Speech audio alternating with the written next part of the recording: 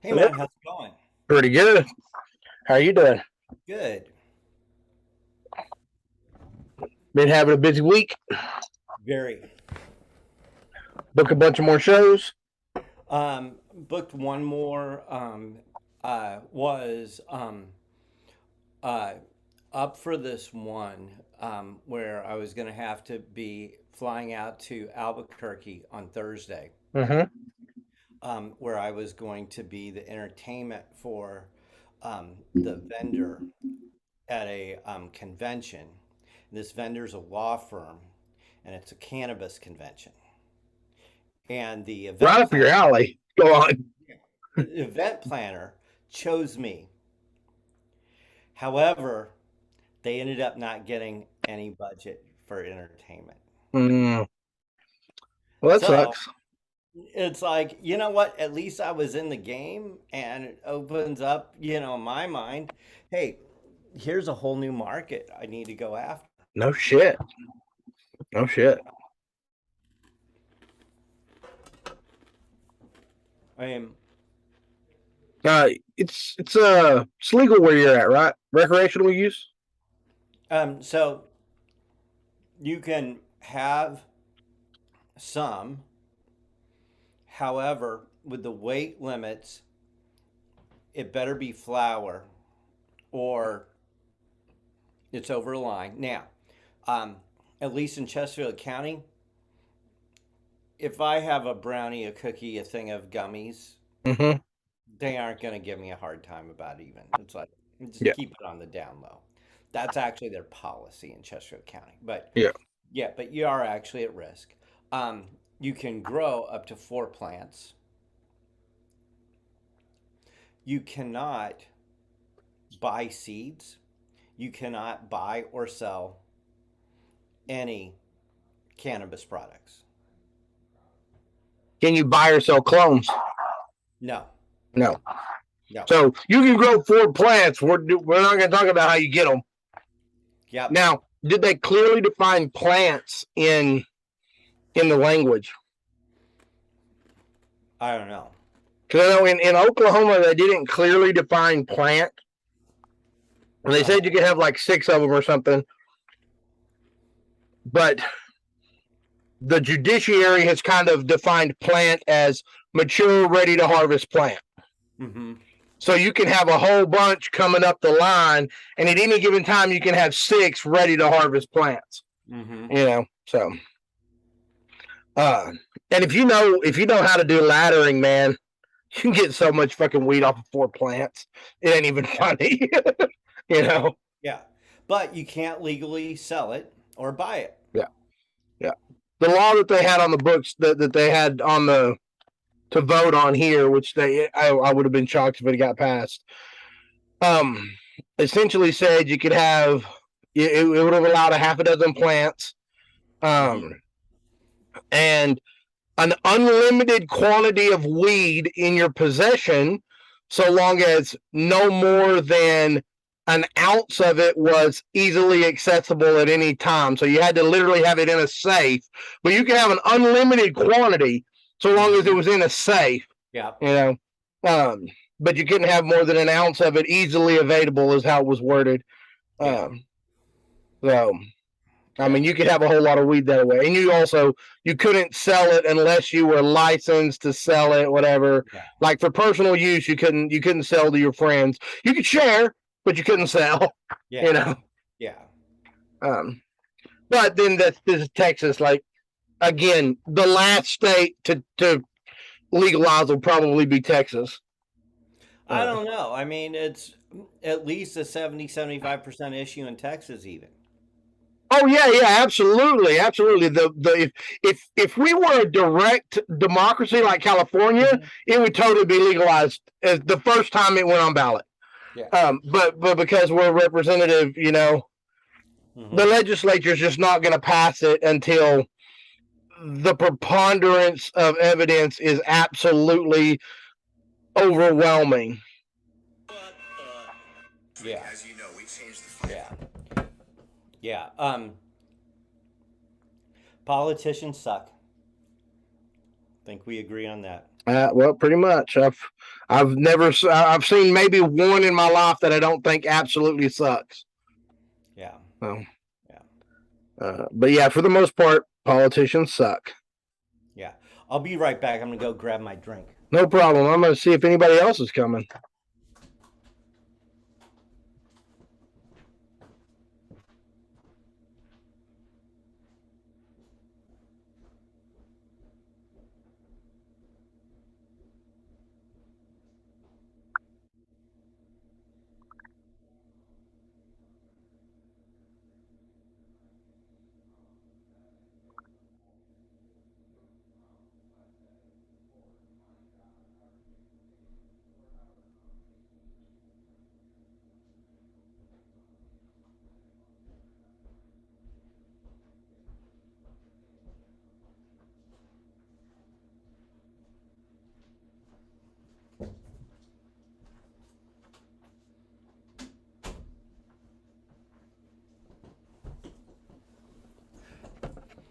Does it look like anybody else is coming?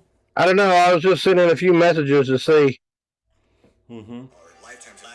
I messed up and didn't put the reminder in until just a little bit ago. So, Well, it's not like you move the schedule around. I know, but still, people, if you don't hound them, they just don't show up. You know how that is. I do.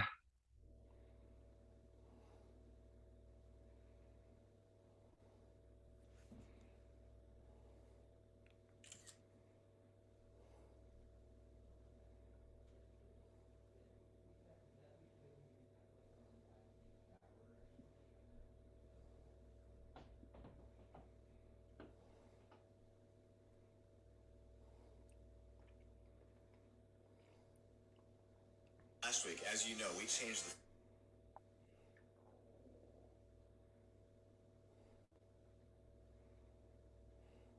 So, what have you been up to this week other than booking some shows, man?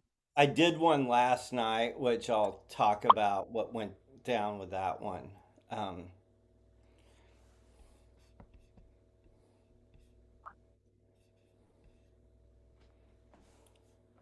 Hello, David, Royce, and Sean. Yeah, hello. Hello. Do you hear me? I can hear you fine, David. Okay. Very good. How's everyone doing this week? Doing good. Been pretty busy. I'd say I'm doing great. I'm sweating like a something. How come? Air conditioner broken or? No, just been out mowing the lawn and doing came in and saw the notification There you and go. Any excuse to quit working in the yard, right? hey, I just need to cool down a little bit. I looked funny working in the yard today because it's been raining all day here. What part of the world are you in, Royce? Medford, Oregon. Okay. My mom and stepdad live in Bend. It's really very nice here today. Mm-hmm. Don't know what the temp is, but That's why God invented gardeners. I'm too old to be out mowing the lawn. I thought that was why he invented goats and horses, but I mean, gardeners work too. I need to hire A couple of years ago, the local golf courses actually, I guess they hired, I think they were goats to go around and eat the poison ivy. Yep. I know a gentleman who runs a business that's what he does. He delivers goats and lets them be on a property for 2 or 3 weeks and then picks them up. And it's a sweet ass gig if you can get it, to be honest. Mm-hmm. It's not the best one I've ever seen. The best money-making enterprise I had ever seen. The most genius thing I've ever seen in my life. I know a guy down in Dallas, Texas.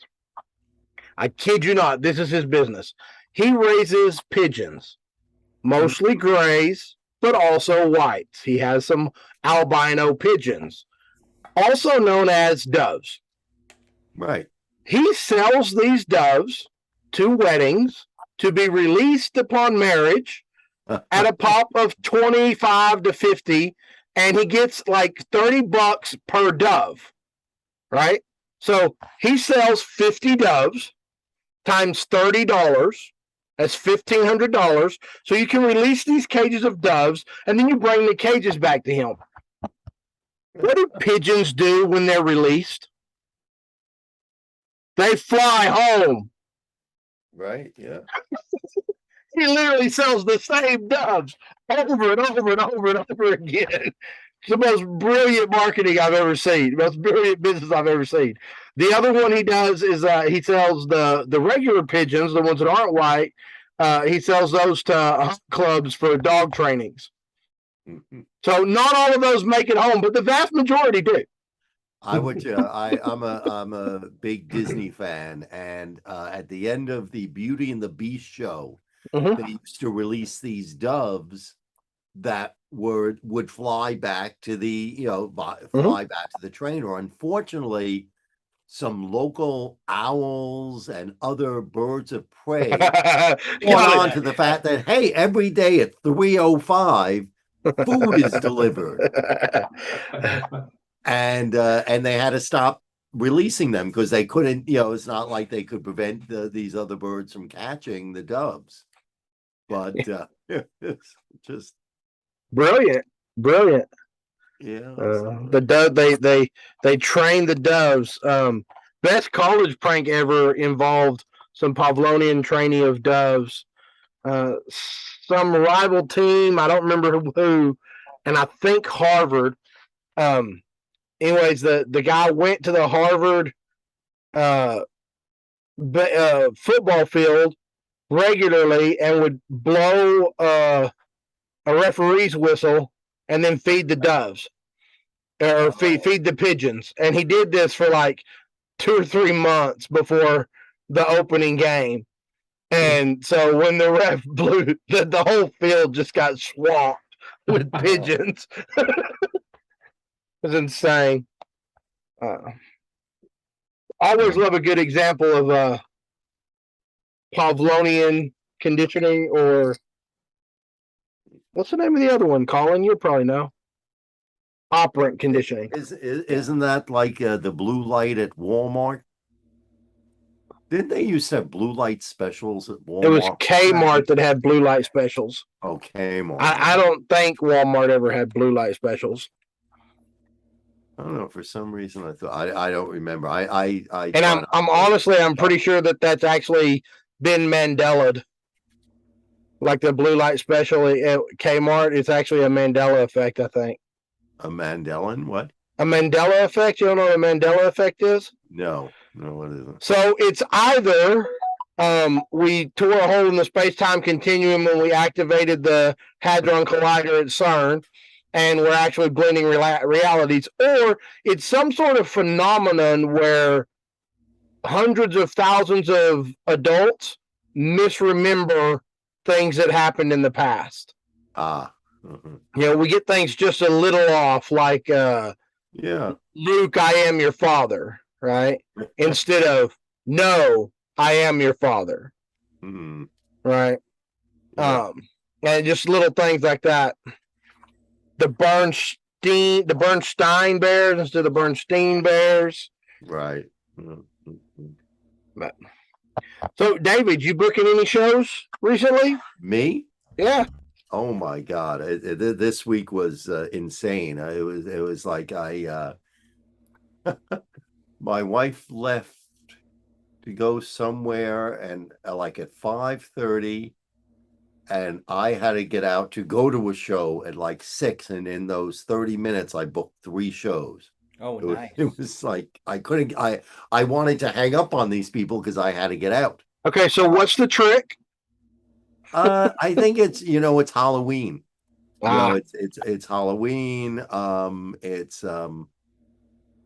I think just, people are coming back and hiring shows. These aren't all hypnosis shows. Magic, a bunch of those magic shows. Yeah. Although I did do a hypnosis show today for a bridal party. Yeah. So, how much does your rate differ for the magic shows versus hypnosis shows? In a percentage wise, it sort of depends. I'd say I charge between like 50% to almost double. Like, For a today's hypnosis I show was versus magic. yeah. Like today's show, um, I'll say I got $600 for like a private show, Yeah. like for 10, 12 people. Mm-hmm. And I sort of put the bid out there, not expecting to get it. And she called, she booked Yeah. it. Whereas my magic shows are going for like anywhere between, 325 and 375 for about an hour. Yeah, I kind of feel like magicians have engaged in this race to the bottom pricing wise Yeah. and have really hurt themselves badly. Well, I mean, I think I'm one of the higher, Well, and At people, a lot of 375 you people are. flinch. I mean, that's also that's a function of economics. Right. There's a lot of magicians. Frankly, it's easy to quote unquote pull a rabbit out of a hat. Most magic tricks are pretty easy to learn. There's a lot of them out there that are easy enough to learn that almost anybody can do a magic show. That's why you see so many of these magicians like, oh, I did my first magic show when I was 12. Yeah. Okay, it's obviously not a skill that takes a lifetime to master, but it only takes a single book to learn. Yeah. So Yeah. there's a lot of people doing it. Yeah. Yeah. Exactly. And a lot of people underprice me. I mean, I've lost shows. I mean, but at this point, I but I also, there's this one guy, what's this? Christopher T. Magician, Christopher Barnes. Actually, do you know him? No. Oh, okay. He's just phenomenal. I mean, he just is so creative. So, he just is wonderful. And he's like one of the leading guys in Los Angeles. He was in New York. He moved out to Los Angeles. And I asked him how much he's getting, and he's getting about what I charge. Mm-hmm. I mean, do you know who Mikey Super is? Excuse me? Do you know who Mikey Super is? No. He was on America's Got Talent. I think he won or was first or second. He is getting paid $20,000 to $40,000 a gig. Mm-hmm. Well, he's probably not doing birthday parties. He's not doing birthday parties. At least not At least not kids' birthday parties. Well, I did get an offer for a quinceanera. Yeah. That was an absolutely ridiculous offer. However, I was already booked that day for less money. And I definitely had some questions about where all the money was coming from. Hey, sometimes you don't ask questions like that, Colin. Like, I might have reason to ask questions. Yeah, I know. So, I have turned down 7 different adult Halloween gigs. Meaning adult Halloween is October 29th, right? Yeah. Saturday before Halloween. Right. I've turned down 7 of them because there's been something jacked with every one of them. They either wanted me to only do it for $500. There were only going to be 15 people there. They wanted some stuff that my insurance company would cancel my policy over. It's like, and I put a bid out today, 50 people, private party, and it was $1,500 was the quote. If they buy into it, great. If not, okay. Hey, that's $1,500. It's more than I'm probably going to make on the 29th. Oh. Yeah, and so yeah, I mean that's I'm not doing any hypnosis. I'm doing 2 strolling gigs Mhm. and 2, sort of birthday party type things Yeah. in the afternoon. But I'm making good money. I mean, Yeah. I charged quite a bit, and so I mean, I'm happy with And what I'm getting. what are you primarily doing to drive the sales? You're doing a lot of Google, right? I guess people are finding, there's a website called Mommy Poppins. I've no idea how I got on there, but I get more calls saying, I found you on Mommy Poppins. And I've looked for myself there. I have trouble finding. I have no idea how they're finding me, but I get a lot of through that. I'm on Gig Masters, and I've gotten a couple of shows through that. I'm on Bark, and I've gotten a couple of shows from there. Um, I get referrals. I mean, I just get, people who, saw me. I whenever I do a public show, even not a public show, whenever I do a show, I give out these little postcards, Yeah. that have my name and number on it, and people call me from that. My kid came home with this card, whatever. Nice. And so And you're driving most of these new things through Bark, right, Colin? I yes, I am using both of the Tinder for Entertainers platforms, Right. and it so is Tinder Is, for Entertainers. is there really just the two? There's another one. I don't remember what it is, what are you But using? basically, Bark and what? Gig Masters, the Bash, right? Bash, which used The to be Bash. Gig Masters. I can't remember what the other. There's one called Gig Salad that I haven't gotten I used to get quite a few, at least, alerts from Gig Salad. And then all of a sudden I started getting gig alerts from like 200 miles away, and I didn't really understand why. I have a real love-hate relationship with Bark. I hate their model. I think everybody has a love-hate relationship with Bark. Yeah. But Although they Colin see is money. leaning a I mean, lot more I towards booked love, some I think. shows. Yeah, no, I mean, I had to learn where my fit was on Bark. Right. I mean, you have to learn And I how had, to yeah, look I at had it. to figure out when it made sense for me to buy a lead Right. and when it Yeah. didn't. Yeah. The one thing I really hate about Bark is the corporate shows. Like if someone says it's a corporate show, it's whatever. I think most private parties are like 5 or 6 points or whatever they call it. As soon as someone puts in corporate, it bumps it up to 12, which is a lot of money. Yeah, I mean, it's let's see here. It's $18. No, Yeah. no.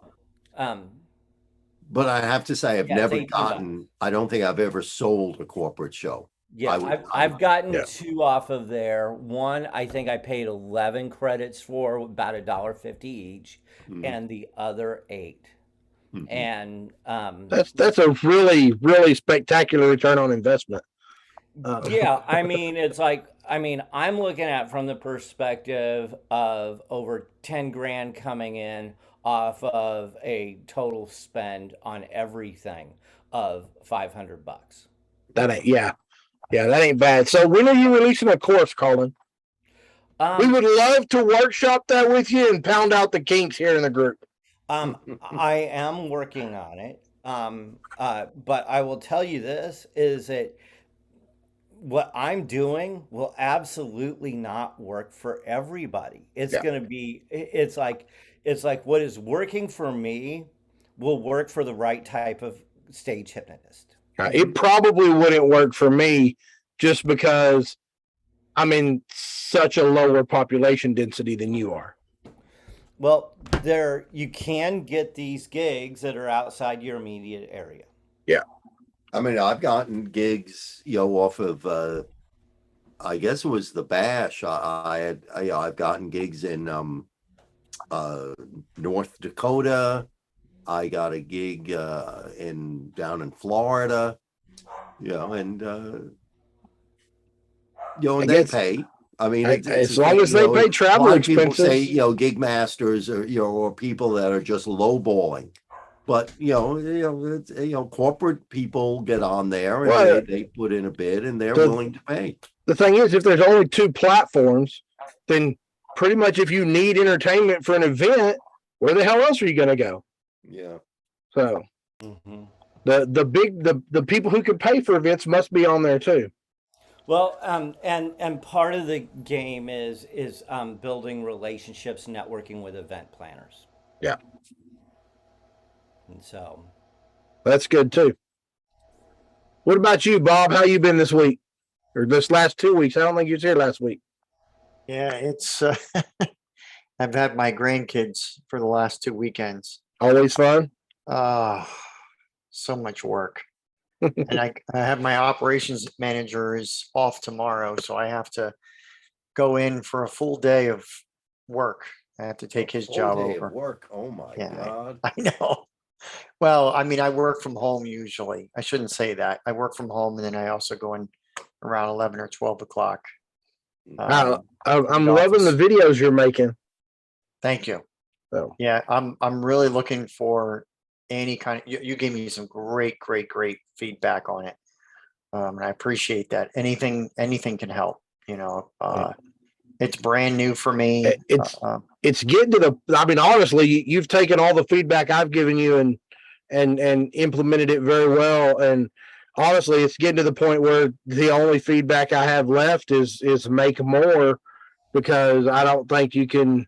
I mean, you could tweak your lighting a little bit, but that's not something you need to worry about until you put out 100 of them.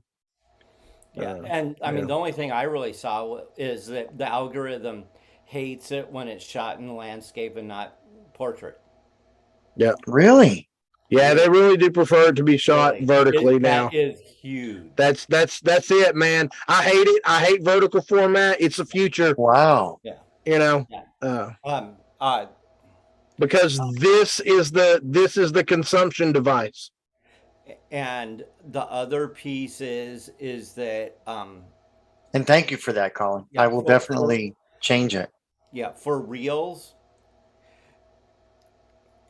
your hook needs to grab them by the balls.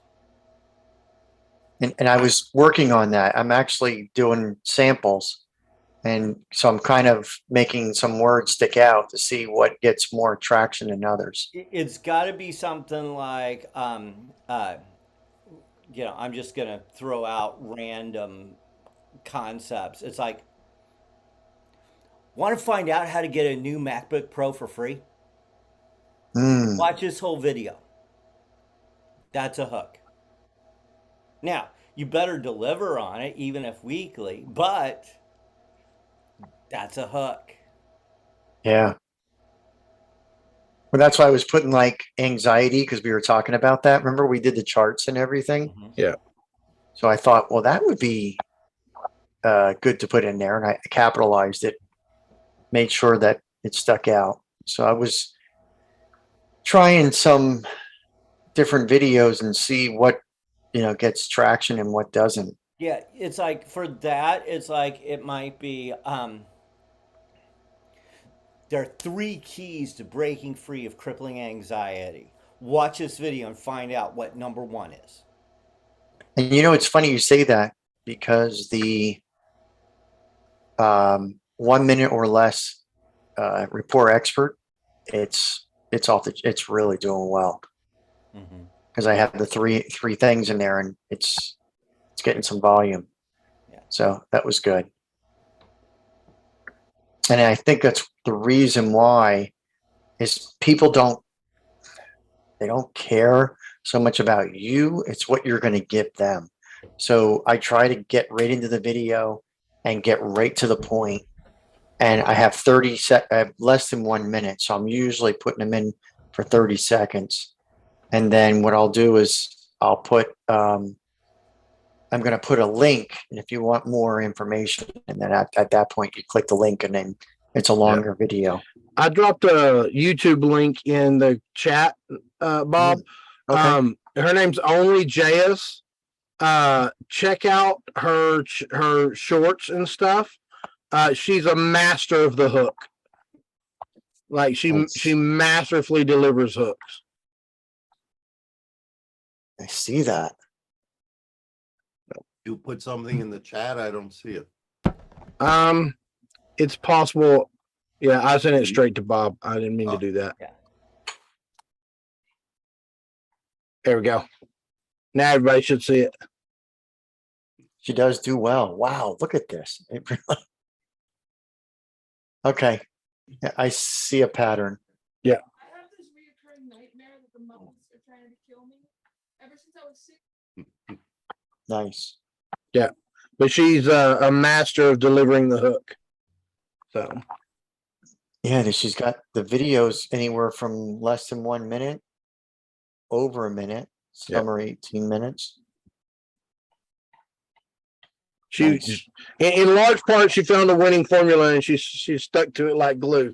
So that's part of what you have to do too, you know, and you might have to produce 150 shorts, 150 reels, whatever, before you find the 2 or 3 that just people resonate with and they explode, and then you just kind of got to model those and keep cranking them out. And I really want to, and I'm sure you know this, I really want to go into the covert side of communication and start to get into that. But my wife's even a little nervous because of the business. You know, I got to be careful what I'm saying out there.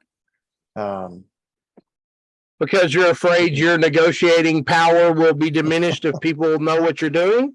I don't think it'll be diminished, but I think what'll happen is in the business that the heating and cooling business, I could be looked at differently. How so? Like, what are you afraid of? Like I want you to really spell it out to me. What are you afraid is going to happen? Well, so how are you persuading me? How are you influencing me? Okay. What are you saying to me that I don't know of, you know, at work? What are you doing to me that I don't know? You know, those type of things. So you're afraid you're going to get called out. Are you afraid, like with your employees or with like your negotiating people? Okay. Yeah. Employees. Okay. Okay, that's not what I thought you were saying.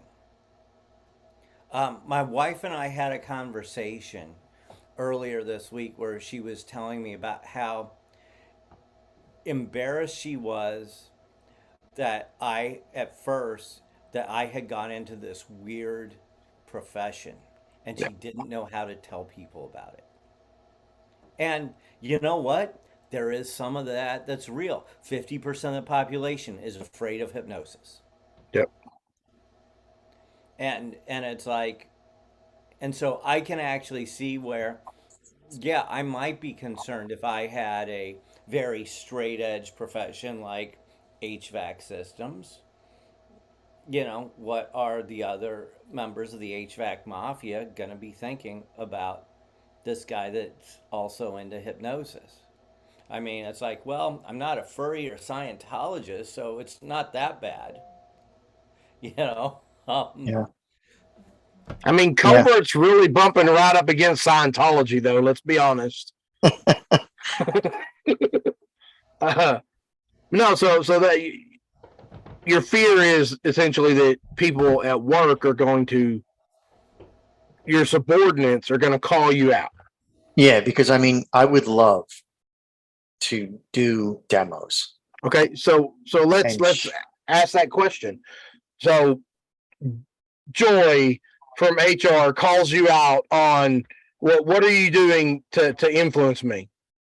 What's your answer? Well, I already have a lot of answers for that. I say most of us are influenced. You know, if you have a child, you're being influenced. You know, when they ask for something and they say, I love you afterwards, you're being influenced. Right. Or they say, I love you first, you know, you're being influenced. Okay. When you go to a car dealership, you're being influenced. You have a choice whether you want to be influenced or not. So I do have rebuttals for that. It's just that I'm in a transition right now at my business of automation.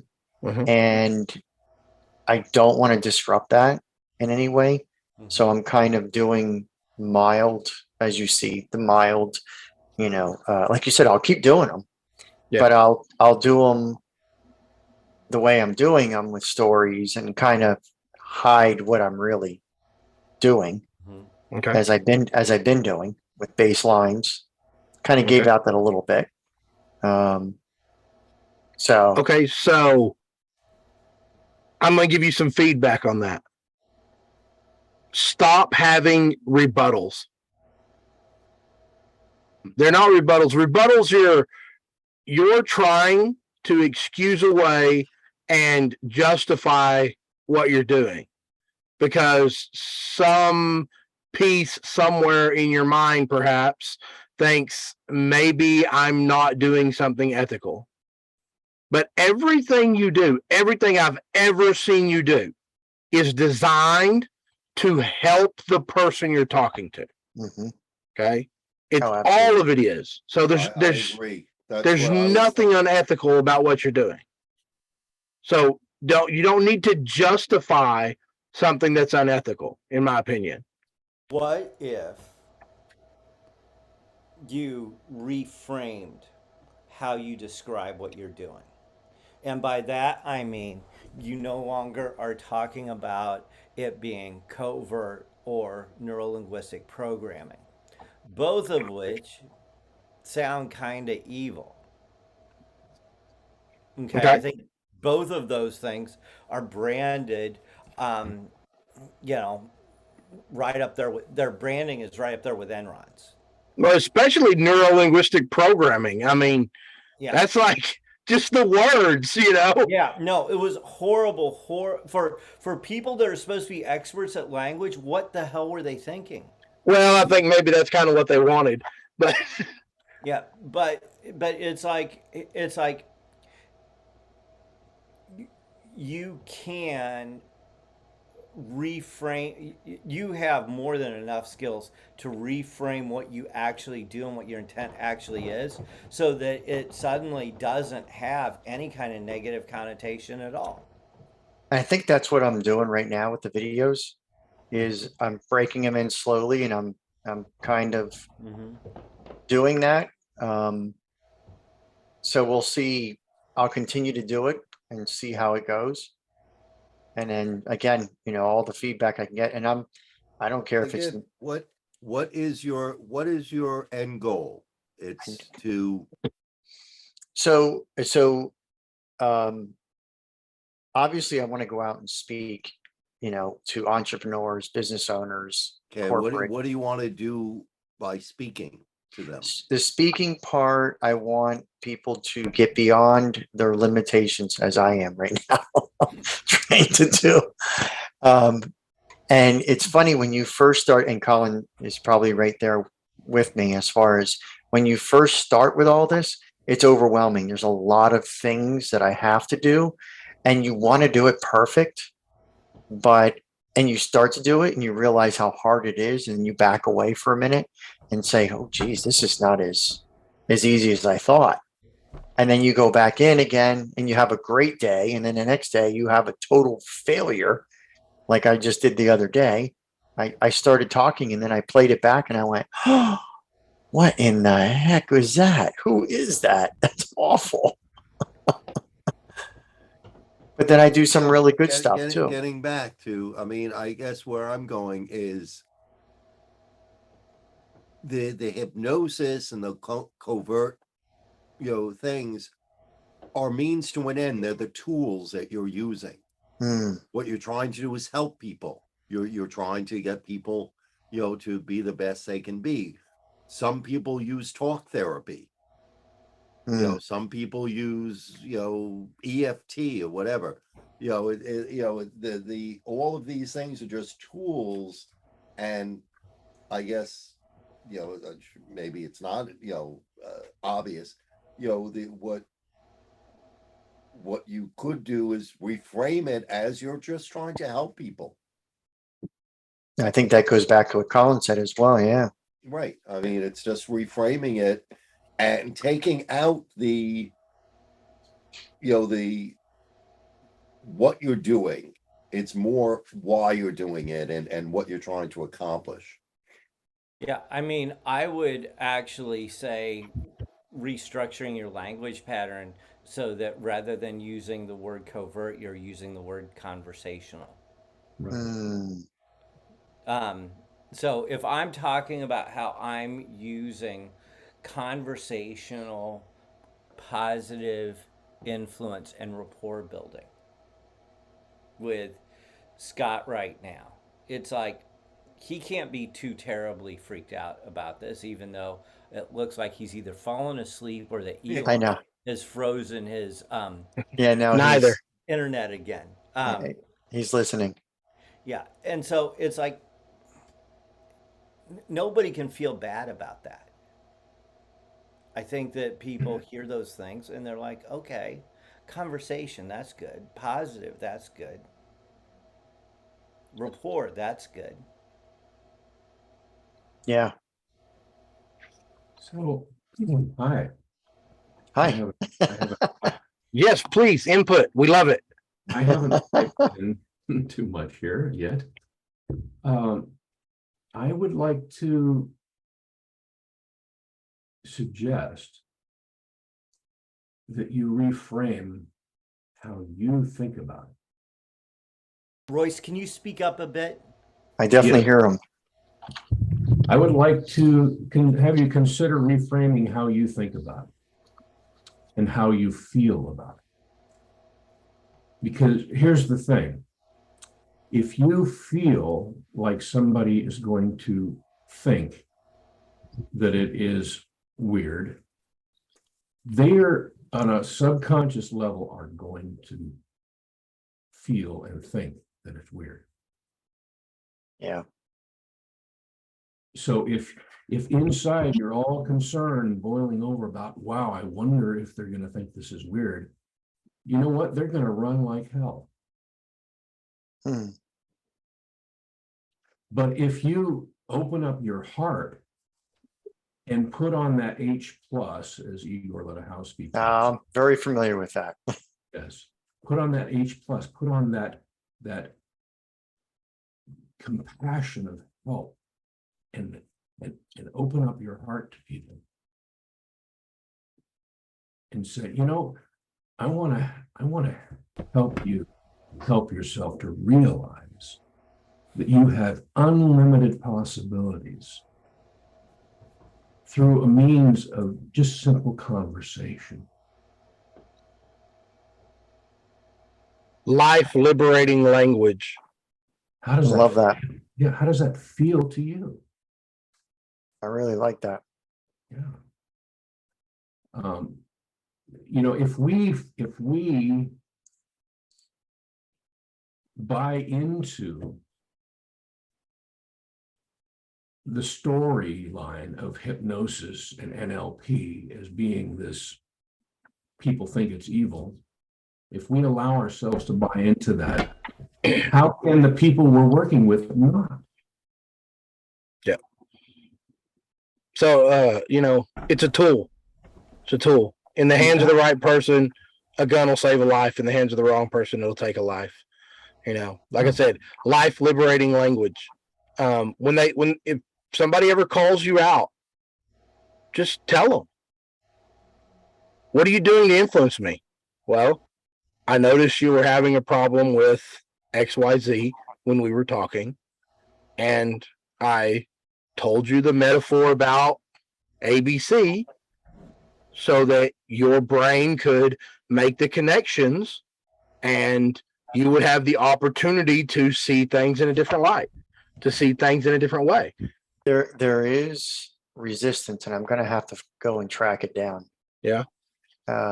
Yeah, because I can tell. I don't know this for certain, but I can guess, and this guess may be wrong, that the resistance is coming from your bank account. Because your bank account is scared shitless, okay? Because you're talking about making a move in your life, okay? That, quite frankly, you could fall flat on your fucking face. Yeah. I mean, that's a possibility, okay? Like you could be like, no, I'm gonna go all in on this. I'm going to be doing public speaking, motivational speaking, and your primary business suffers dramatically because of it. Maybe you get up on stage and you say something and it goes out on YouTube, and your entire existence is canceled because you said the wrong phrase. That's an actual possibility. So there's reason to be worried about it. Okay. Right. But I think that you're the kind of person who your intentions are pure. So that's very unlikely to happen. Yeah, I think so. When I go into things, I go into them strategically, and I make sure that I move the chess pieces in the right direction. Right. So far, I've been doing that, and I've survived through many businesses and many different things that I've done so far. So that's why I'm going into this thing with caution, because I'm making sure that I always say that anticipate the worst, expect the best. Yeah. It's always a good plan.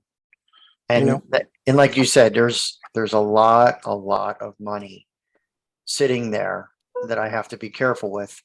Because like you said, I could just go the other way. So I'm trying to be careful. I don't say that to brag. I'm just saying that that's you know my situation. You know me long enough. So Colin, you do too. So does David. You're all also I don't know the inside of your head. I don't know how much you wrestle with those darker sides that we all have. Okay. Because I know your skill level. And I know without a doubt that if you went down that path, you could damn sure be a Sith instead of a Jedi. Okay. You could do bad things with your skill level. Oh, I don't know how strong that temptation is for you. I don't know if you're wrestling with that. Because when you get up on that stage and you speak in front of 2,000, 4,000, 5,000 people, okay, you have a certain amount of authority that's lended to you because of that, and the temptation's going to be greater. Okay. I'm sure Colin has experienced the hypno groupies, and the temptation is there.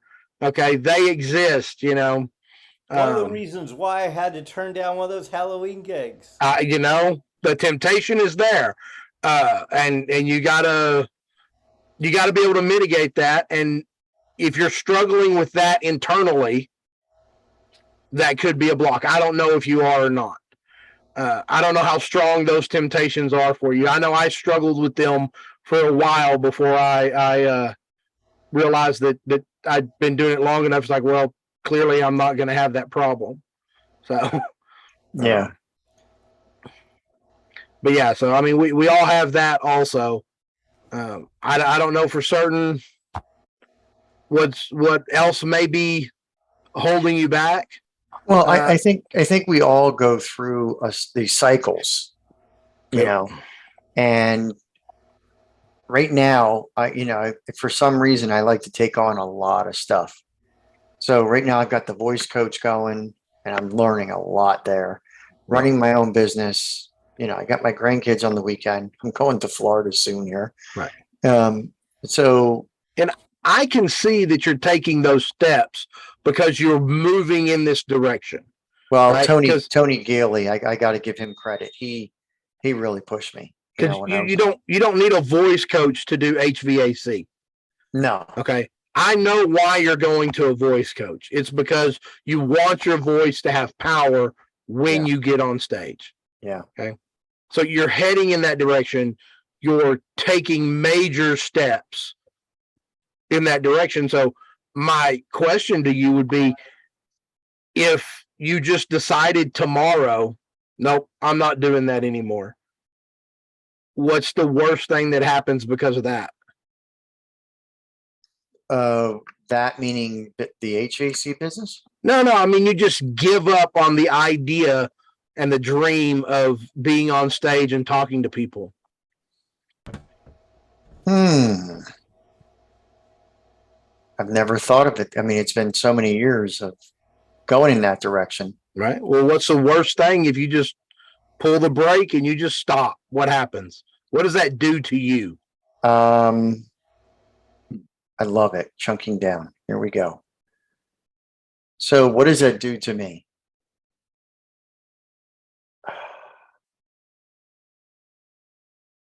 Wow, no one's ever asked me that question. That's a tough one.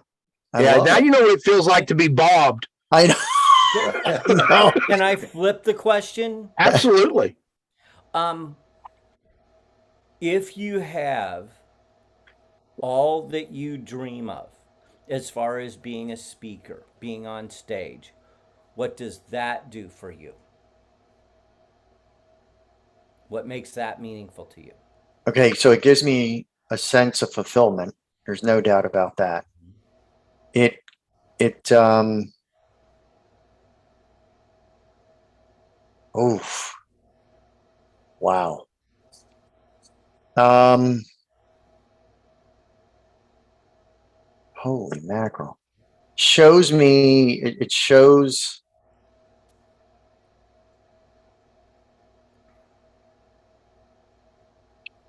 so okay. Holy mackerel. All right. I guess that I've done it. I've achieved my ultimate goal, and man, there's so many things going through my head right now. Imposter syndrome. I've gone through that already. Um, I'm going through the fact that my dad shot himself in the head, and when my mom had cancer, and I was responsible for her and for him.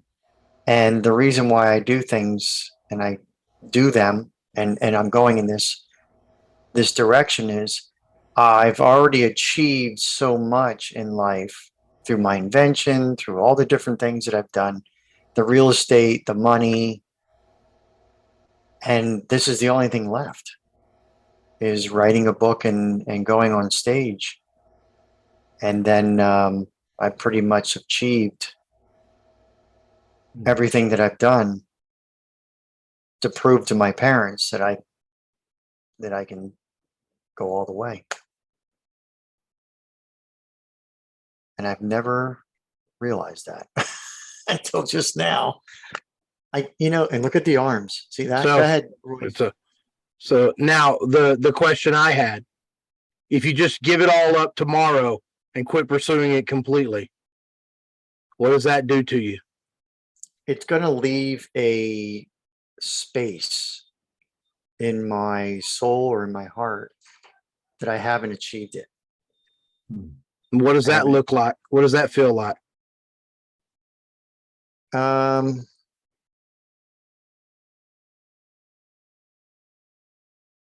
it's kind of just a black type hole, I guess, a black hole. What does your life look like if that's what you do? If I do what? Not do it? Yeah, if you just give up on it, what does your Monday look like? So at that point, I will just give much more to the HVAC business and probably go out and grow the business probably by 10, 20 million. And how do you feel when you wake up in the morning? I mean, the money will be there, but I won't feel satisfied. If I'm you not were going to do that, I would predict right now that 12 to 24 months you will sell. to sell the business. Yep. Yeah, there's a lot there that I'd have to be careful with Right. No, and it's doing like that. I'm just talking from the perspective of just feeling where you're at. Yeah. And there are some things that I didn't know about you until this conversation that, I really very much connect with you on and relate to, have similar experiences. Um,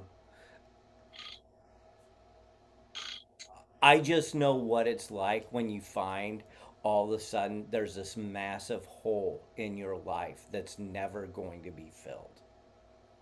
And so that's why I was saying, hey, I would see you within 12 to 24 months selling your business because you're so unsatisfied. Yeah, we were going down that path, and someone did come up with a $6 million figure, and it was like I didn't. A part of me wanted to do that, and the other part of me said, "Why would I do that?" Mm-hmm. Why would you do that? Why would you just sell off the HVAC? Why would I? Probably to free myself up and be able to concentrate on the speaking side and the book writing. Gotcha. Mm-hmm. Now I have another question. Yeah, because I'm starting to focus on all of you, and I'm seeing things, and I go, come on, keep going, because You're I'm gonna good. read. Yeah, I You're know. great.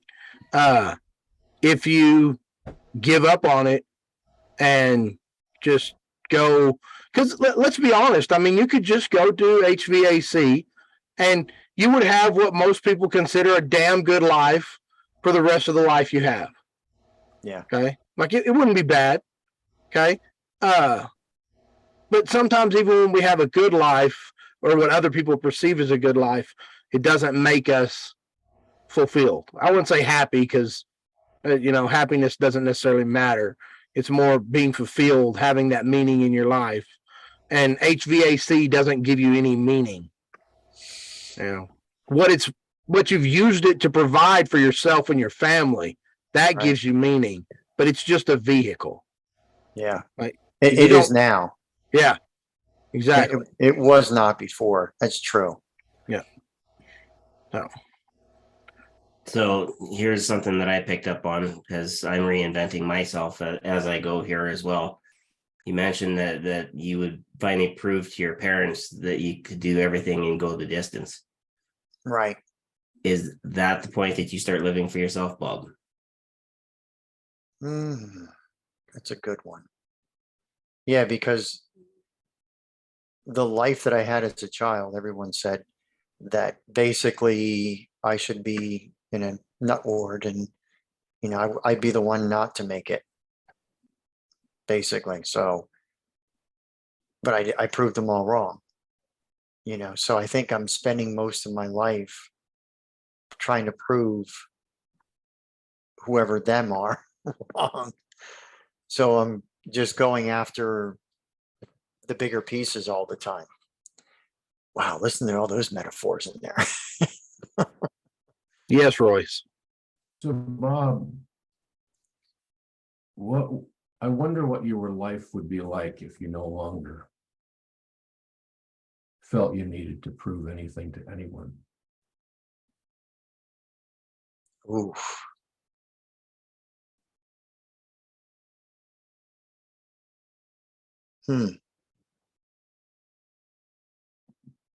Just really think about that.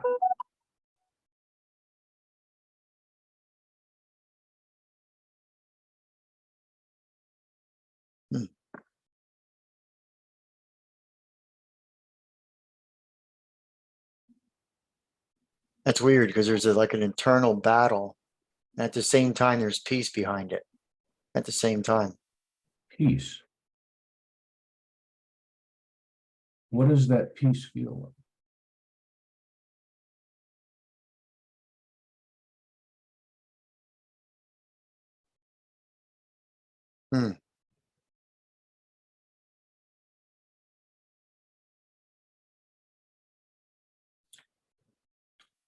A sense of flowing.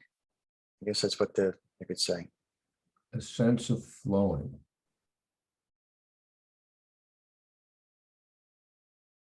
And if you were to follow that flowing, what would you find yourself doing?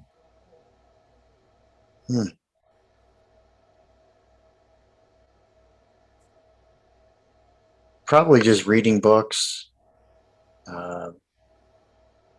continuing to get smarter, because I enjoy reading books anyway. What are the books about?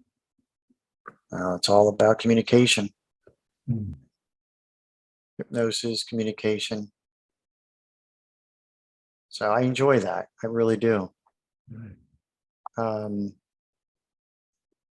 So I like where you're going. I like where you're going with that because you said, where does it look like a sense of flowing? And where is that? So Mhm. I think what happens is even though we're trying to prove ourselves to everyone else, we're also trying to prove to ourselves. Mm. And you know, because it like every Sunday I go to my wife, I'm confused, and she'll go, "What's wrong?" And I'll say, "I just don't know where I am, what I'm doing, and what direction I'm going in." And I know what Colin does, you know, what he's doing his, I always think of Colin because when I first met Colin, we had like a uneasy conversation, but for some That's one reason, phrase for I it. I know, but for some reason, I love the guy right off the get-go, even though we came off that way. So I always think of him like, how is he doing it? How is he, you know, going through all this struggle, you know, with people on stage and threatening them and doing all that stuff? It's like, wow, it's pretty impressive. So not that I want to deter away from that because that's what my unconscious mind wants to do, but it does look like flowing would be more. It's funny because I watched a movie last night and it was called In Time, and I'm sure you guys have seen the movie where they have like a basically the whole premise of the movie is they don't have money but they have time. Mm. Right. And that movie really, I saw it 3 times. I saw it with my grandkids last night, and it really Is that the resonates one with, with the armband countdown? yeah. Okay. Yeah. Yeah. Yeah, and that movie really resonates with me because what it comes down to is everyone thinks they need more time to do things, and that's me. Well, I need more time. I need more hours of the day. I need to make it, you know. But really, what it came down to at the end of the movie is just pretend that you only have one day, and how much can you get done, and what would you like to get done? And I think that comes back to what we were talking about, the flow is being able to be, and I don't know if I want to say this word because I don't know if it's really going to make sense, but free. Because if you're flowing, you're free. So therefore, you're not trying to impress anyone other than just feeling good and Hmm. impressing yourself. It's interesting because you put me on that path, and I notice it's different. It is, isn't it? Yeah. So here's the thing. Do you really any longer need to prove yourself to your parents? I'm just curious about that. If flow is what feels good,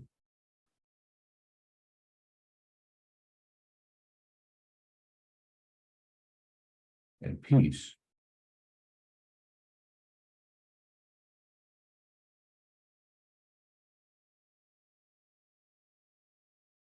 He's good. You're good.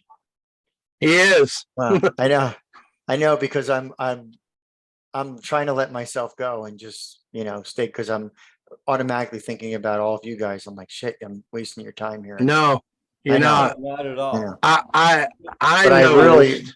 I really appreciate what he's doing. I noticed that even while we're bobbing Bob over here, you're still being Bob. Mhm. You can't help it. It's part of who you are. Yeah. Okay. But you have shown a vulnerability that we usually don't see, Yes. which, even though this is counterintuitive in my world, that shows strength, not weakness. Because you have the Absolutely. courage to show that vulnerability. And I Yeah. kind of, It might take all of us to equal one of you in skill level, but we got you, bro. Thanks. No, I really like that. Because I could feel the tension when I first started. And I could feel, when because I hadn't mentioned that about my parents, and it's been quite a few years. And then I love the way Royce came right in and jumped in and said, okay, we got that, but what about this path? And when we took that other path, and it's nice because now the emotion's gone, and I have almost a direction that I need, which is Really? pretty good. So what if you had only one day? Hmm. What would you do?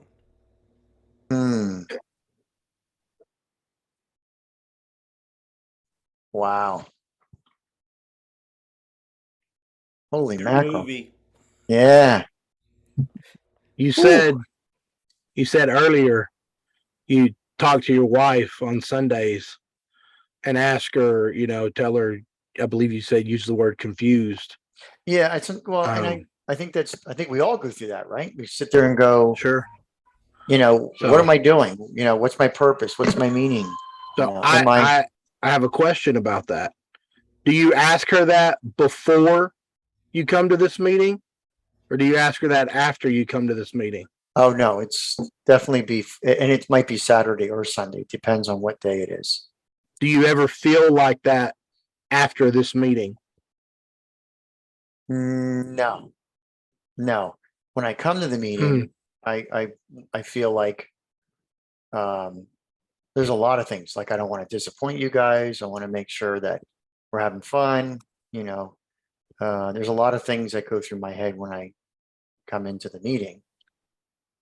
Because I appreciate it and I enjoy coming in the meeting. But no, I don't think so. I think it's just, and sometimes I'm fine, and then it just trips me up. What about after you play with somebody? After you have one of your days where you talk to somebody out in the wild, as we say. Yeah, and you know what? You know what's happened right now? I haven't been doing that lately. Because I work with this one guy, I told you, at Panera's, and this guy was just angry as all heck. Mm-hmm. And I work with him, and now I'm meeting with him. He's great. He comes in, he's calm. We're talking all the time. He's talking about going on vacation, and he's not exhibiting any anger anymore at all. And I'm like, okay, So now what? when you're in those moments I enjoy with it. those people, Yeah. not you enjoy it, but does it feel like you're in the right place at the right time? Yeah. Yeah. Does it feel like that when you're doing anything with the HVAC business? It does when I'm working with the people. When you're When working with the people? Yeah. The When people I'm, who are your employees or the people who are your yeah. customers? Well, we call them team members, but yeah, it's team members. I work with them Okay. daily basis. I set boundaries and I work with them, and there's usually stuff that I have to do Mhm. while I'm there, whether it's coaching for phone etiquette or other things. So I enjoy that part of it. I do. But I do appreciate what you guys did. I mean, I definitely did not even realize why I was doing it. And now I'm like, well, that's really silly because those people aren't even here anymore.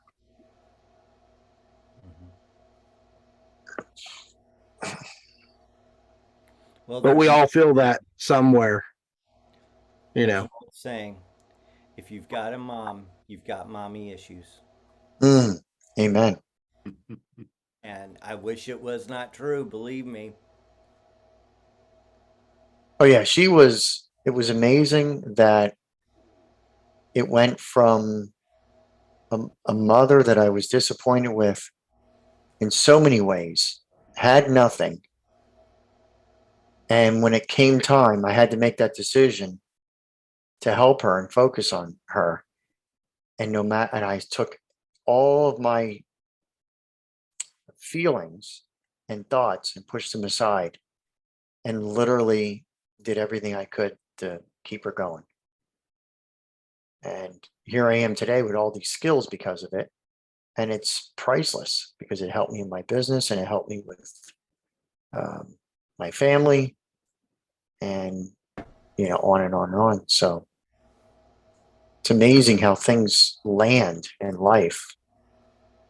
And you're just shocked on how they do that.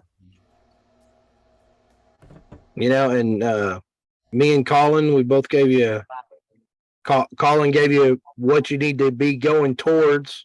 Yeah. And I gave you what you need to go away from. Yeah, I So like that. That was good. Should be real easy to get where you're going. Yeah, that was good. That's a perfect motivational pair there. Yeah. That was good. And I know you were sitting there analyzing all the things we were doing and going through them too. Well, the problem is though, I really didn't want to do that. I know. So I tried to stop it. Yeah. But I was, and then when, Royce went in and started working and I'm like, okay, I instantly wanted to start. Now he's doing this. Now he's doing that. And I had to let that go. That's a struggle. It is. I'm sure you guys go through all that too, When another hypnotist is hypnotizing me, what I have to do is a complete and total shift of my mind to tune out everything I know professionally and just stay in not the moment but the second. Yeah. And then I'll go back, I'll play it back in my mind later and kind of break it down from a professional aspect. But yeah, no, I totally get what you're saying. But I love the fact that, Royce went in and he kind of did what I did with my son-in-law. And that was, if you pause and you make your point, no matter how much you know, you cannot resist because now you're going to think and you're not thinking for you. Royce, did you train with Igor system? I've trained with Igor, yes. Okay. All right. So then, yeah, that makes a whole lot of sense because I'm actually certified. Well, I went through Steve Rain's week-long training twice. I went twice. Well, I wanted to go back the second time just to kind of button up anything that I wasn't familiar, that I might have missed. I love that everybody in the room knew exactly what was happening and everybody knew to shut up and let the process take place. Yeah. Yeah. It was good stuff. The beautiful thing is, Bob, I didn't do anything. Everything that came out was your own unconscious mind talking over your conscious mind. Because you can ramble on and think about and try to figure out everything that's going on, but it was your unconscious mind that said you wanted peace and flow. And by stopping you from thinking about everything else and focusing on that, that's really what you wanted. Yeah, when you play it back, because I'm sure you're going to ask me for the tape, you'll realize all he did was take your hot words, as you call them, and feed them back to you. Yeah. No, I felt that. Yeah, I saw that. Definitely. And I saw the cutting of the tie, what he just did. That's sweet. He doesn't want me to tie the solution to him. He wants me to tie it to my unconscious mind and myself. Yeah. Which I totally get. So I Yeah, appreciate that. I get pretty tense when hypnotists refer to themselves as healers or say, I cured somebody, Oh, or I did this, or I did that. It's like, listen, there are a lot of people that I've helped. How I've helped them is I've helped them help themselves by yeah. leveraging the power they already had inside of them. And, you know what I say about it? It's just a ritual. All we are is a ritual for them to go through so that they can do what they already know they need to do. Mm-hmm. Yeah. Yeah. One of these days, I think I need to sit in the hot seat Mm, Well, because I feel like I'm in a room full of giants. this specific room, or do you feel that way always? No, with you guys. I Okay. mean, let me just say, yes, I have a lot of training, but I don't have the professional success that sits in this room, and I would love to have that. define success. Well, the last paid client I had was probably 2 or 3 months ago. I don't have my marketing. I probably have a ton of limiting beliefs that I don't even know what they are. Anyway, I didn't intend to turn this into me today at this late stage. But what I wrote down here on my page is I love this group.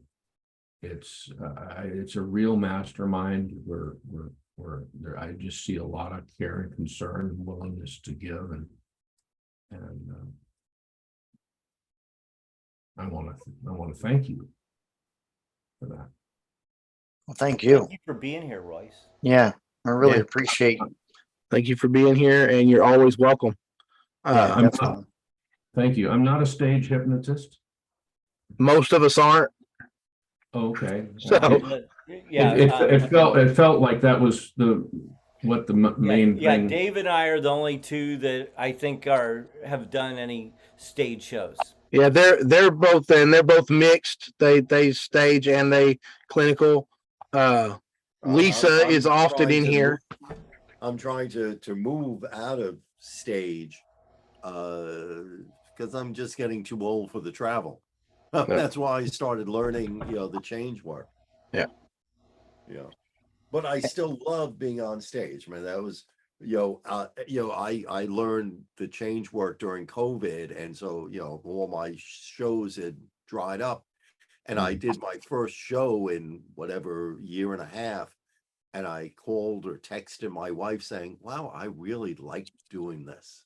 I mean, there's an adoration factor of having, 100 high schoolers or 200 high schoolers laughing. Yeah. So that you don't get with a one-on-one client. I Yeah. mean, you get a different kind of adoration. Yeah. But I mean, for me, I'm not a stage hypnotist. You heard I have a business which is HVAC, and I've applied the conversational hypnosis, NLP. Oh my gosh. The whole gambit of acronyms. Yeah, it's all I know is it's $100,000 worth of training, and it's still continuing. Yeah. But mine is more, again, it's covert, but I go out and I do quick change work. And a lot of I've gotten into now where I'm in the behavioral engineering side. So I'm looking at the Chase Hughes side because I've been there for so long that I really enjoy it. And I've turned the communication side into money through the business. And that's how I've taken over 4 businesses already in the area, and I'm looking at my 5th. So,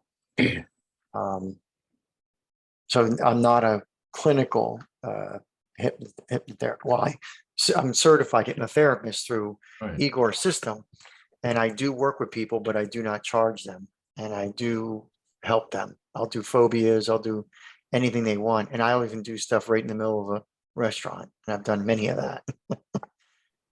Hmm. So, Yeah, we have a lot of different backgrounds. yeah. And It was interesting because I find that a lot of Bob's picture of what he wants is very similar to mine. I want to do public speaking. I want to teach, train, coach, and I have a passion for helping people break through their limiting beliefs and discover and realize and move out towards building their dreams. That's kind of, and yet at the moment, my niche is smoking cessation. So that's, I would say that is a lot of our aspirations. You know, we all want to be more successful than we are now. But you can't discount the success you already have. Mhm. Now, you said it's been a couple of months since your last client. I have to assume if that's the case, you're doing something else to make sure you can eat.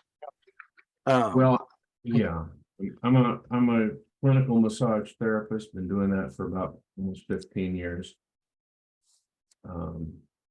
I've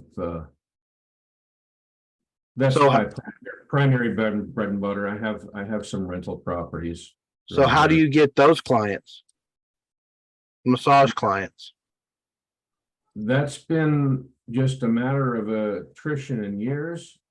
I have a website, and most of my clients that have new clients that come to see me, I've never even talked to. So you changed your breathing when you said massage, and then you kind of swiped your mouth when you said real estate. What about the real estate? Well, it pays the rent basically. It's good. It was through pseudo inheritance. My mom. is Yeah, the- I kind of figured that when you did that, that meant it was usually came from. I was going to guess that. So yeah, so that is something that is not generated from me. So It doesn't sound like you have a passion for it either. well, Oh, we froze. no, I mean it's not a passion. I like the money. Mhm. We all like the security that things like that provide. Yeah, you know. I mean, I wouldn't mind having, 50 or 100 rentals under management. I don't want to manage all of that. That wouldn't be very fun. yeah. So are you passionate about stop smoking? Is there a reason you chose stop smoking as your niche? I would say that I'm not passionate about it. I was a smoker. There's a level of passion. I was a smoker, smoked for 35 years. Haven't smoked in. I would have picked that up through his lips. Did you see his lips? Mhm. Okay. Yeah. I don't know what my lips are doing. No, they just. I'm just for everyone. You kind of pulled in, which I knew you were a previous smoker once you did that. Mhm. That was. That's interesting. Royce, are your massage clients self-pay or insurance? I don't do insurance. Okay. So, what is stopping you from saying, hey, after you've worked with somebody on a massage, saying, look, I just gave you this massage of your muscles, of your body. Something else I offer is a massage of your mind to help you truly relax. Here's a card, a pamphlet, whatever. If you're interested, would love to have you come in and share that experience with you. I have done a little bit of hypnosis and mixed it in with the massage at times.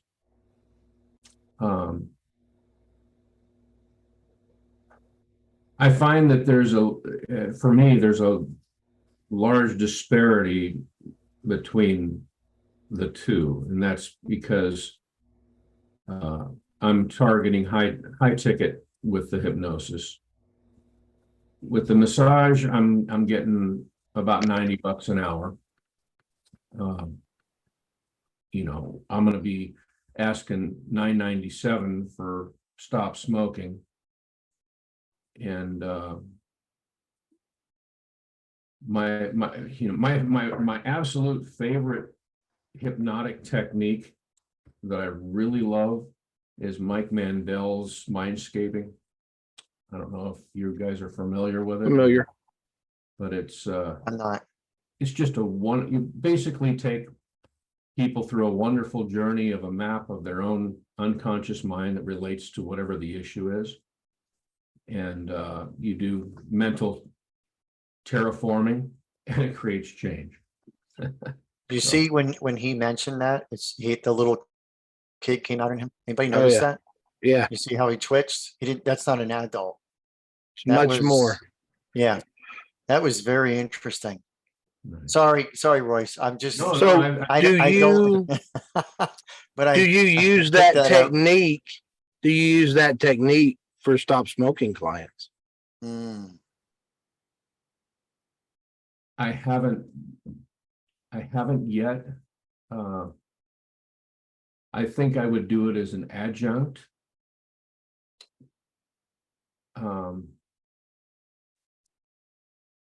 Again, my passion. Let me get something for a moment. I've been Okay. working on a few things. now, did you notice that word adjunct did not fit in the category we were talking about? Just so you guys. When you say category. So I don't, I'm hearing what you're saying, and I guess there's a level of me that's got to believe more in the power of my client's unconscious mind to process through all of the little things that are required for smoking cessation. And I don't know why not, because And I'm guessing you went through Ken Guzzo's course. yes, Okay. I've done Ken Guzzo, and I get tired of the whole scriptnosis thing.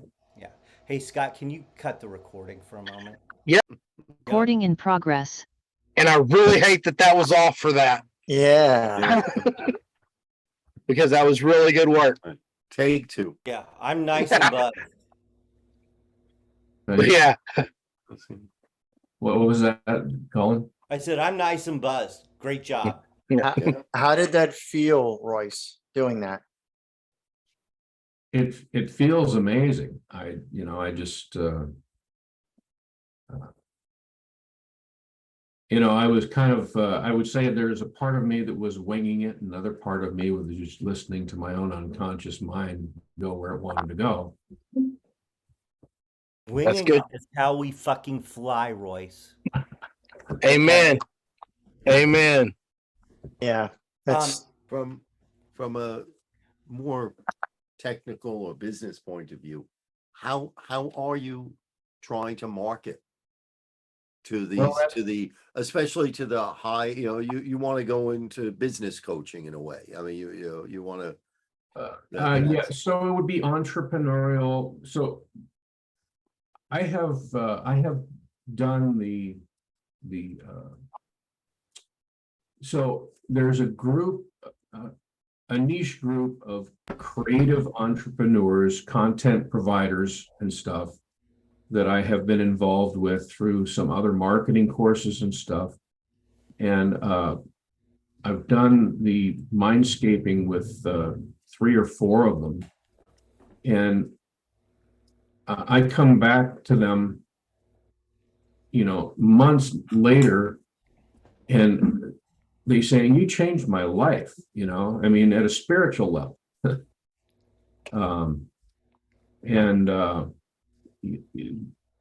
Almost everyone that I run that process through just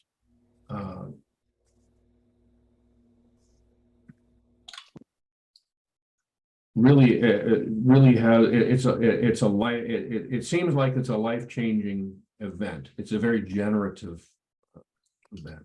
So do you ask the question, who else do you know that could profit from what you just experienced? Uh, well, I should. That, So, that's the my- simplest way.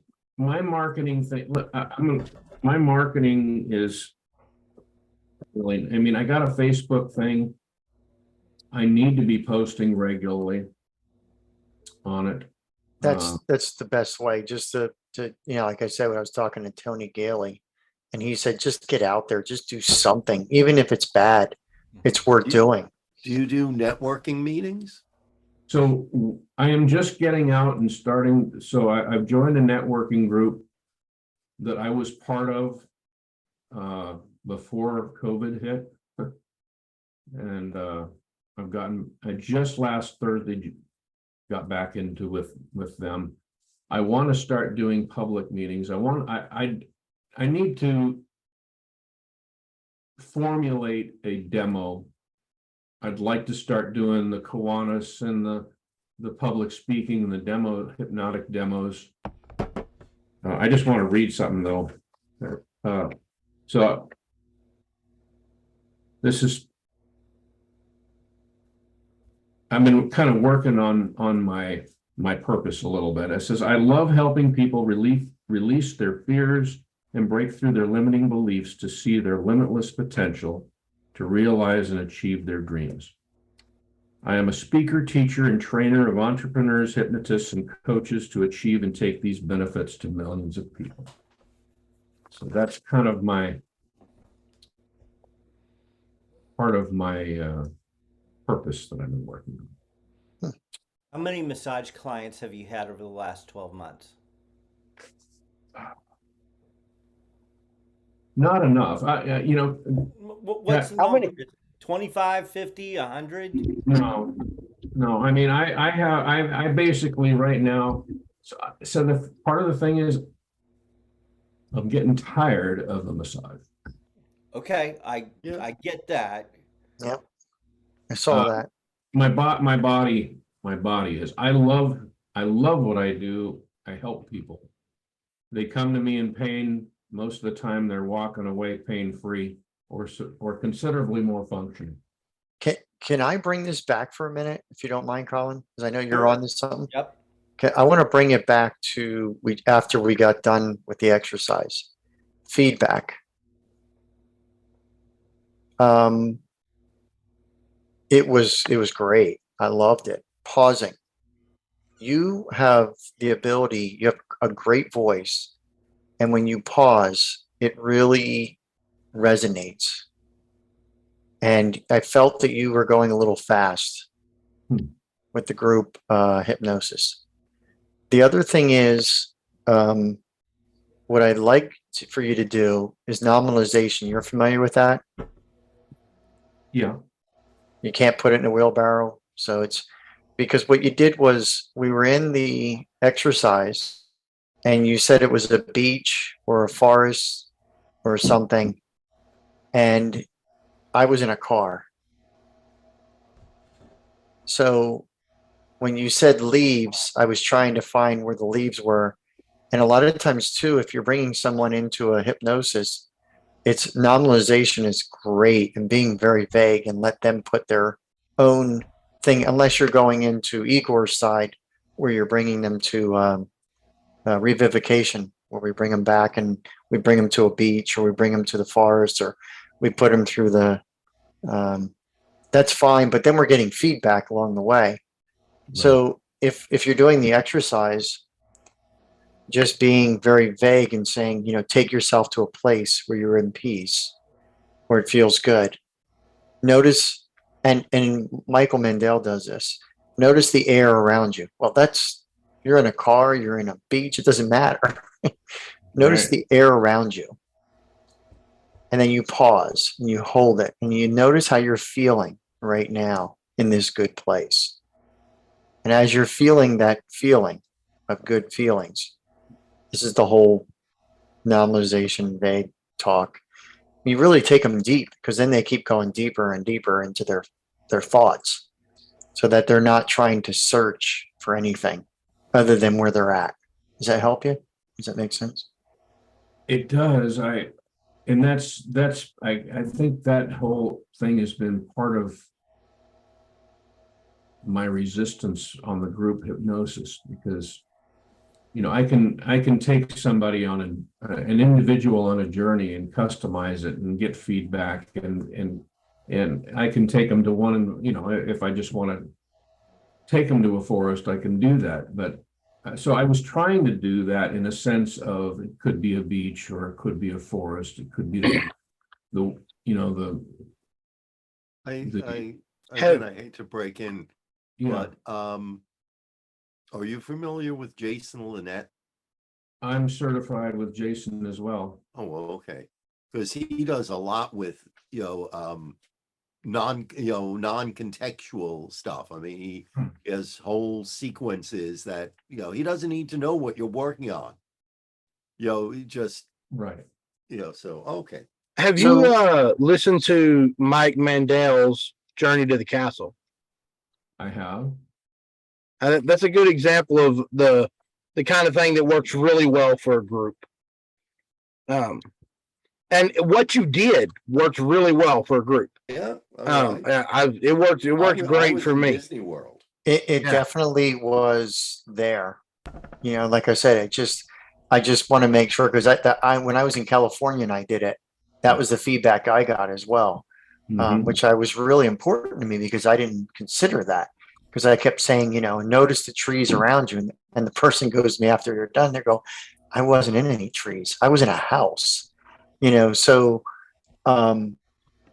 it's important that you can practice that talk, which is really helpful, because again, if there's no meaning behind it, but you put the meaning behind it, it's very helpful. So like, as just for example, as you're sitting there, and yes, this is pacing and leading, but I'm going to also bringing into something else. As you're sitting there and as you're breathing, and when you take that breath means something. And when it means something, it means even more than what you already are. And what you are is what's important. And what's important is where it takes you and what journey you need to go to. So I had said absolutely nothing, but you're putting so much meaning to that. Because I have a guy walk into my office, and the first thing he'll say is, I don't understand. I hear everybody else out there talking and how great it is and how, amazing it is. And all I do is work my ass off every day. And I'll start talking to him like that. And a couple of seconds later, he'll go, I don't know what just the hell just happened, but I really enjoy what we're doing. Like, Reminds me of a story I heard this last week. And no, that's not a technique. I genuinely did hear the story this last week. You've got two bricklayers, and one bricklayer is building a wall, and he comes to work every day and he builds a wall. And obviously, bricklaying isn't exactly the most fulfilling job in the world. Another bricklayer on the exact same project, building the exact same wall, isn't building a brick wall. He's laying bricks for the cathedral that won't even be completed until 150 years after he dies. It's totally different. It's a totally different mentality. One person's just laying a brick wall. The other person is building a cathedral. I love that metaphor. Yeah, that's great. It's a great metaphor. Well, and it goes back to meaning, we Yeah. have to have meaning. It goes back to you, Bob, even, HVAC has been a great vehicle for you, and it's done a lot of great things for you, but the meaning for your life just isn't there anymore. Yeah, and I think Yeah. Royce is there too with the massaging. I mean, he's just not, Yeah. It's not it served the purpose. But Royce, would you, for a second, could you play with me for a minute to see, are you familiar with that kind of speaking? Somewhat. Are you talking about the mind bending language? Well, this is, no, Or- that's not the mind bending. This is more of vague speaking. Mm, Um, mm. and Yes. what I was just doing. So what it basically, I want you to come up with a word, right? And that word's going to be at the very end.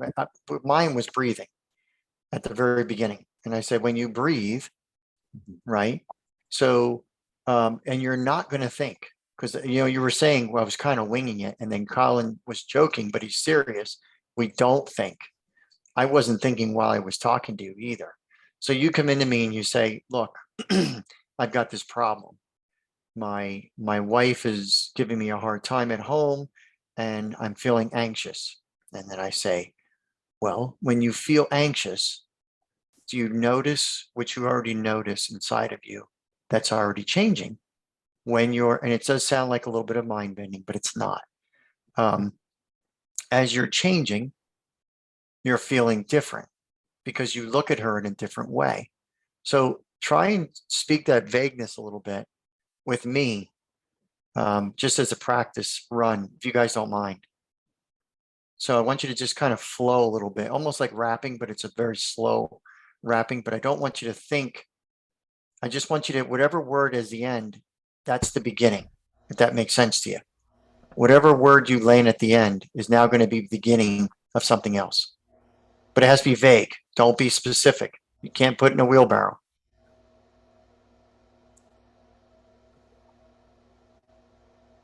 So you just wanted to do like a round robin of this? We could. Yeah, if that makes it easier. Does that make it easier for you, Royce? Yeah, I guess that might be helpful. All right, I'll start.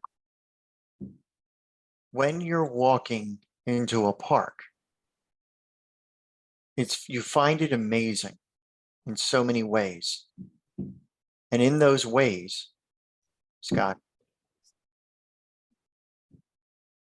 You can find your way to whatever destination you need to go, to whatever pathway lays itself out before you begin your journey. Colin? The journey into the future or into the past or into the present.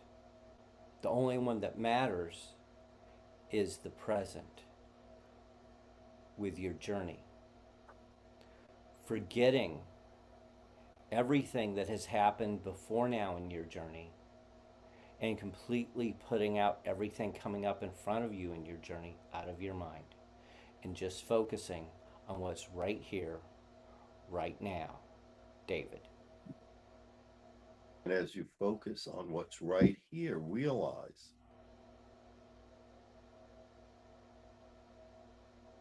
that the future is wide open because there's nothing there. So it's all there for you to create. And as you create your own future, it creates the future beyond that and the future beyond that. Sean? After all, every journey starts with the first step. And with each step, more will unfold. And as it unfolds, you'll see so much more as you focus on the right now. And now just seems to be the only moment that really matters. And the more you focus on now, the more you realize that you can simply just be who you are, when you are, and allow that to unfold into something beautiful.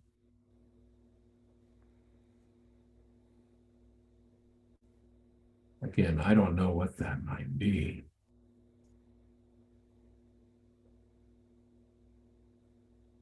But now is the only time that ever has been or ever will be. And when you see that bee, and when you can hear it off in the distance, and when you begin to feel it, it all makes sense. And that sense is what gives you joy. And that joy is what expands your horizons. And when you can expand those horizons, you can reach further than you can ever imagine. Because it's up to you to imagine. It's up to you to know beyond those boundaries that you set in your own mind. Because as your mind knows, so do you. And they become one. And that one is what allows you to be who you want to be, and gives you a sense of purpose, and gives you a sense of meaning. Because that's what we all strive for. So let it go and let it happen now. How was that? That was great. Very nice. Yeah. Does that make sense for you, Royce? Sorry. Yes. Artful vagueness. Yeah, it's very artful, but it really makes a huge point if you're talking to somebody, but it also can really be impactful in a group hypnosis like you just did. I mean, you're these people are You honestly, you have a really good voice. You have a good hypno voice. Royce does, yeah. Yeah. He's really good. Yeah, I have the sense that you took in all the training on the hypnosis and the business stuff from Jason, maybe not quite as much. Yeah. Well, I've got, like Bob, I'm probably cruising into the $100,000 range. I mean, I'm certified by Jason, by Igor. I studied with Martin Groendahl, with Igor, Scott Jensen. Oh, good, yeah, Scott. Yeah. Well, what I was doing with you earlier was pure unconscious moments. Mhm. That work with Scott has really helped to just gel everything else together. Because I'm really calibrating, and which is so learning how to calibrate a group is probably an area that I need to work on. When I work with an individual, I'm just like, they're two peas in a pod. My experience with calibrating a group goes like this. Don't calibrate an individual in a group. Do that for a moment, and then move to another individual and calibrate that with that. It's a skill, but just calibrate with individuals within the group because they're representative of the group. Okay. Yeah. That makes a lot of sense. Yeah, everybody thinks differently, and everybody's going to enter trance differently. Yeah. So, And don't stick with the same individual for the entire span.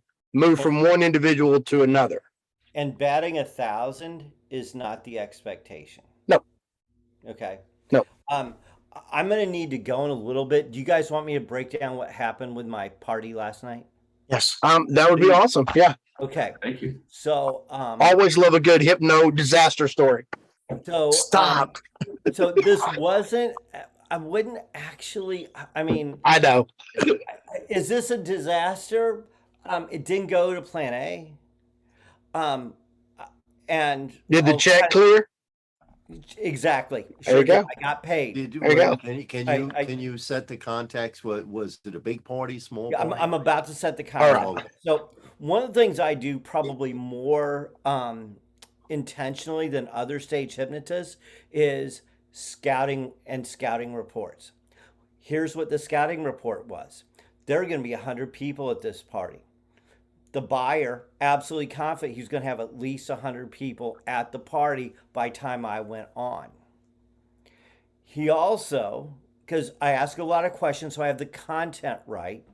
He also laid out, he mentioned this one offhand, this first one, that he was having to spend extra money because there were going to be several vegans at the event so that he could feed them appropriately along with the good food he was doing for everybody else.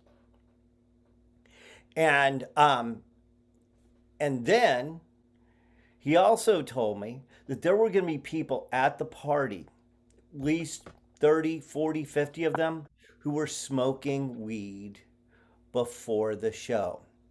And it's gonna, Colin, it's gonna smell like this is a Grateful Dead concert. Okay. So I know what I'm expecting to go into. Mhm. And I prepared accordingly. I prepared an opening. I prepared exactly based on that number of people, everything I was going to do. And then it comes time for people to get in their seats. And everybody who was there showed up and sat down, and there were only 28 of them. And nobody had been smoking dope. Now, when your plan A, in terms of what you've prepared, hits on stage, hits a roadblock, there are 4 options you have. Only 3 of them are available to me.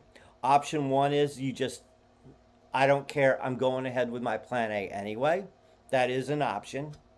Option 2 is you pivot away from what your plan A was. Option 3, you flip what your plan was in that situation. The 4th option isn't one that's open to me, and that is just saying, you know what? I don't need this bullshit. I'm out of here. Okay, that is an option. I know there are colleagues of mine who will take this option, and David knows that is absolutely true. There are people that if it isn't exactly like they expected, they will tap out and bail, don't even care about what happens with the money at that point. During this show, I ended up putting all 3 to use. And let me find it here.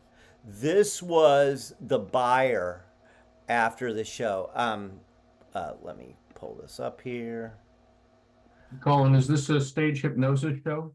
Yeah, this is a stage hypnosis show. What was the buyer the host? Yes. For 100 people, plus or minus 70. Yep. Yep. Yeah, I can't show you this one. I thought I was going to be able to.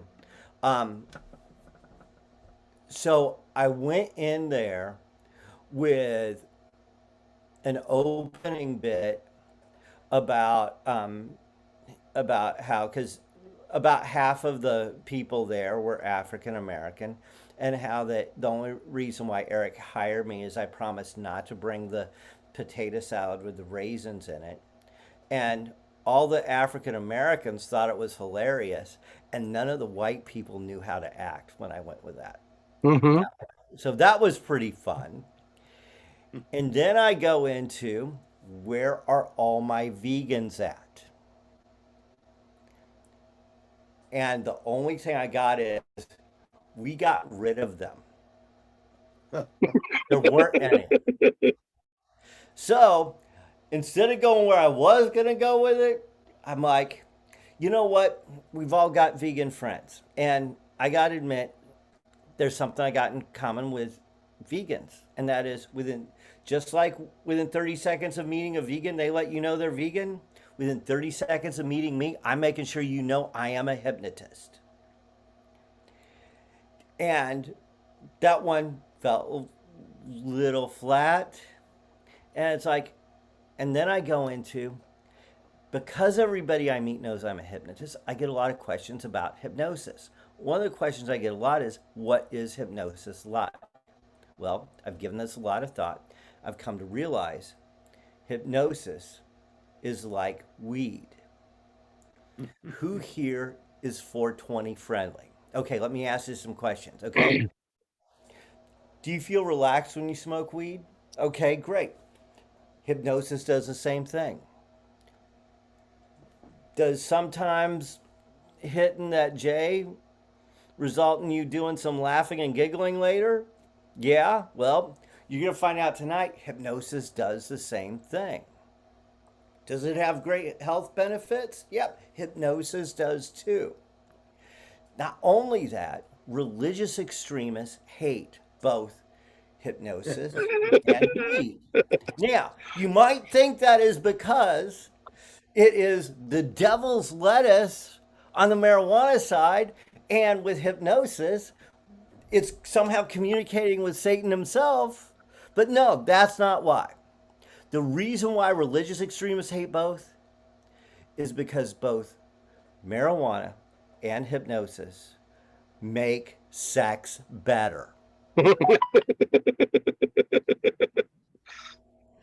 That's good. And and so it's like, so I had this whole thing prepared. I would say, having looked at the video, it's like a couple of things I can do better at them. It's first time actually doing it in front of an audience, which was why I stuck with plan A and went ahead and did it. It's like, look, I'm here. I was ready for this. I want to do this in front of an audience. Screw it. Okay. That I don't have, you know, 50 dope smokers who are already stoned here. It's like, I don't care anymore. I got to do this, and go from there. But it's like, it didn't hit the way it would have if I had had the audience that I expected. Well, if you go with plan A, I mean, what's the worst that can happen? Only 28 people saw it. Well, here's what ended up happening Yeah. is that there were some other parts where I totally pivoted out of the routines I'd planned because of the number of people we had. I got into my Martian translator routine, and I realized that the person who was the translator just wasn't the right fit for that. And so what did I do? I put them back under again, immediately flipped who was a translator and who was a Martian, and then it blew up. Went awesome. This was definitely not the best show I have ever done. I get the and it's like, I get the review today. It's like all 5 stars. This is great. He actually sends me a text at about 7 this morning, say, "Hey Colin, everybody's talking about this. Everybody had so much fun. You're coming out for our next one." Wow. And so it's like, it's one of those scenarios where this was not the show that I walked in there prepared for, envisioning and looking forward to, but it worked out great. I made the buyer happy, which That's what's important. And remembering that for most of these people, they have never seen a hypnosis show. So you Yep. could be terrible and they might still love it because they have nothing to compare it to. Yeah. Do you think there was a little bit of slight looking to fail and then you lifted off your lid, so to speak, and just kind of said, screw it, I'm just going to do it what I do best? And you ended up doing better. I've got to spend some more time with the video. What I really, really am highly focused on is, number one, regardless of how things are going, I have to be bringing the energy of a 13-year-old with ADHD who's been binging on chocolate all afternoon. So even if things suck, people are going to be able to laugh at me. Okay. Even if that, more than that though, is that I have adopted the mindset of an NFL cornerback. Toughest position to play in football. an NFL cornerback's mindset has to be only focusing on this play and this play alone. The last play where you actually return an interception for a touchdown doesn't matter. Or if that last play was you got burned for a touchdown, it doesn't matter. All that matters is this play that we're on right now. And so once I got through that first routine, I didn't think about it again until I got in the car and was heading home. So I love this. So you're taking yourself as a character. You just switch to another character. Mm-hmm. I love this. So you went from a 13-year-old energetic ADD, and you said, that's not working. So now you're into this football player. No, I'm maintaining that 13-year-old with ADHD Okay. throughout my show to the greatest degree of my The ability. football But your- analogy was simply about mindfulness. Yeah, being yeah, right in the moment. the NFL cornerback is about not thinking about what just happened and about how that, oh gee, some of those things really fell flat. Or when this one piece that I decided to test out, it didn't go so well.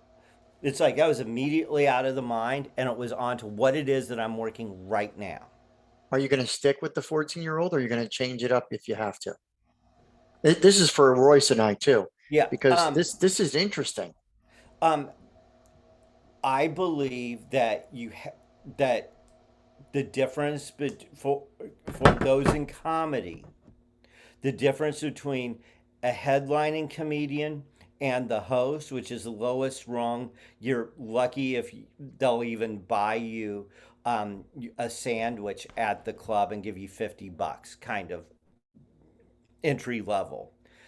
The difference is bringing that energy, making it's like you don't even the headliners know there are gonna be times when the audience members are not going to be bringing that much energy, and you as a headliner have to say, I'm responsible for all the energy in this room.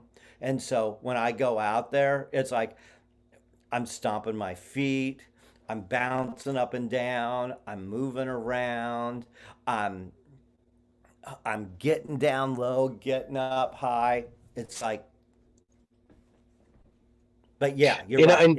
And since you mentioned that previously, the energy of a 13-year-old, that super high energy that you want to bring to the stage, I've thought about it, and every show that I've been like, damn, that was a really good show, the hypnotist was really high energy.